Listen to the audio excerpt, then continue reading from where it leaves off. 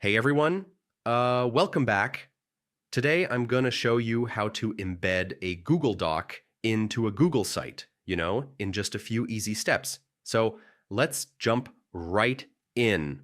First, open Google Sites in your browser and either create a new site or open an existing one that you want to add your document to. Next, click on the Insert menu on the right-hand side. This is where all the content options are for your site. Scroll down a bit and select Docs.